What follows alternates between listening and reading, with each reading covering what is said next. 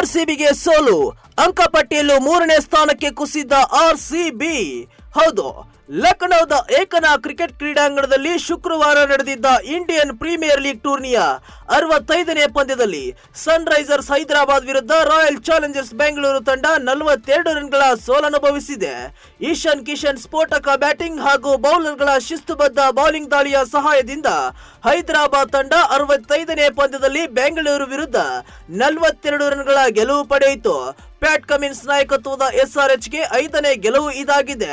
ಇನ್ನು ಈಗಾಗಲೇ ಪ್ಲೇ ಆಫ್ಸ್ಗೆ ಅರ್ಹತೆ ಪಡೆದಿರುವ ಆರ್ಸಿಬಿ ತಂಡ ಎಸ್ಆರ್ಎಚ್ ಎದುರು ಗೆದ್ದು ಪಾಯಿಂಟ್ಸ್ ಟೇಬಲ್ ನಲ್ಲಿ ಅಗ್ರ ಸ್ಥಾನವನ್ನು ಅಲಂಕರಿಸುವ ಕನಸು ಭಗ್ನವಾಯಿತು.